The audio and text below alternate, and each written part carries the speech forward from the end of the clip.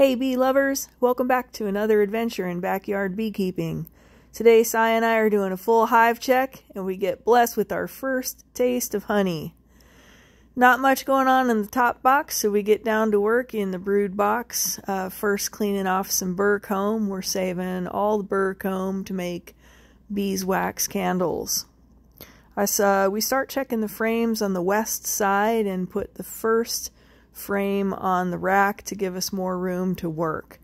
On this first frame we can see nectar and pollen. The thicker surface is the pollen, and that shinier surface is the nectar, which is what the bees will turn into honey. And that bumpy surface that looks a little bit raised is the capped brood.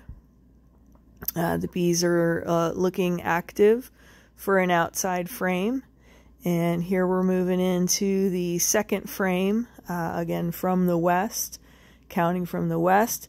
We're new beekeepers, and I would say today's biggest mistake is we used too much smoke. Gave ourselves a little bit of a headache, Si and I, so next time we'll be using less smoke. Here we've got some more burr comb on the bottom there, again saving that for candles. That's just gorgeous. That's going to make some beautiful candles. We've got a little bit of pollen in that frame, and not too much going on. Si and I are taking turns today.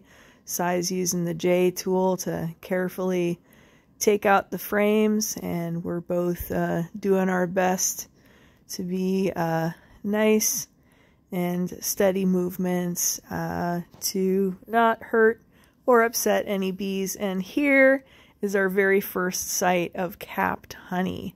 Very exciting. On the top left and the top right corners of the frame are capped honey. So that area we're zooming in right now, that looks a little smoother and a little lighter, is some capped honey. And we actually taste a little bit of that, and it is the best honey we have ever tasted.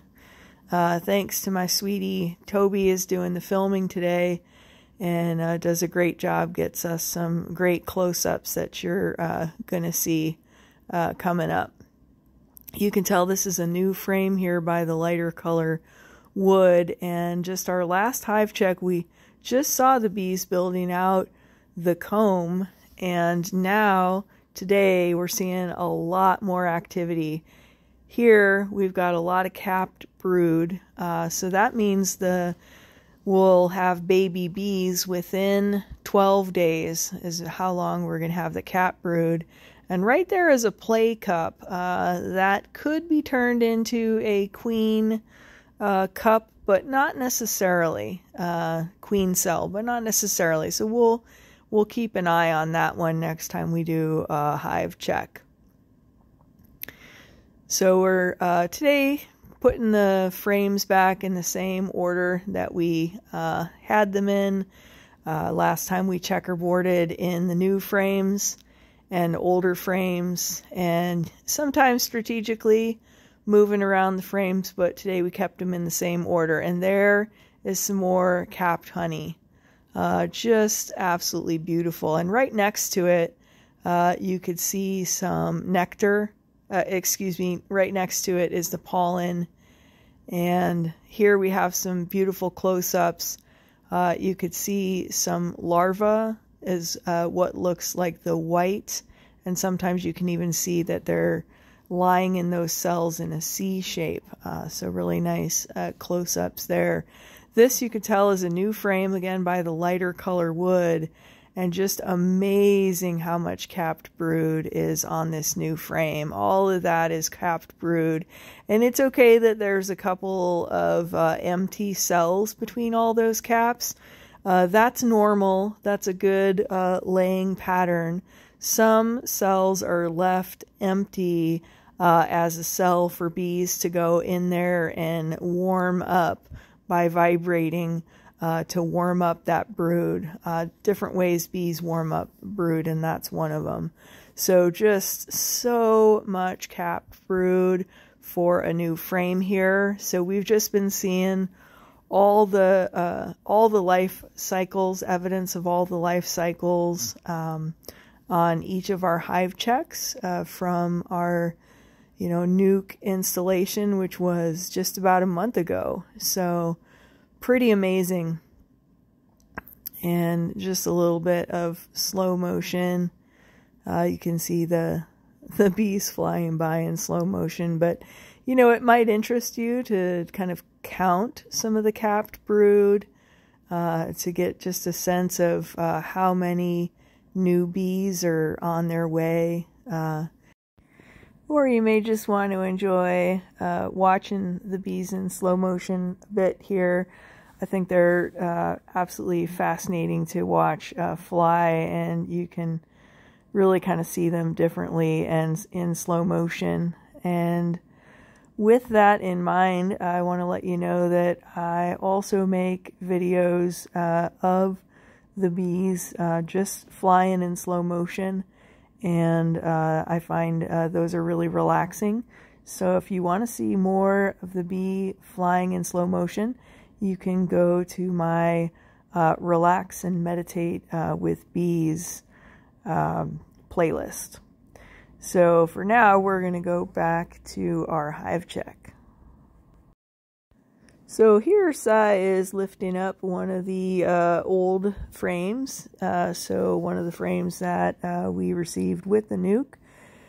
And we're deep in the center of the hive, so we've been looking for the queen all along, but you can help us look for the queen also. We really expect to, she could be anywhere, but we really expect to see her somewhere where we find eggs and larvae. We see a lot of capped brood on this frame. And Sai really does an outstanding job as a new beekeeper. I'm a new beekeeper as well, but you'll see in the putting back of this frame a little bit of a drop bobble. And check out how active that gets the bees. So out of all of our hive activity so far, that is the only little bobble that Sai has had. Here is our first little taste of honey. And then we're back to our hive check.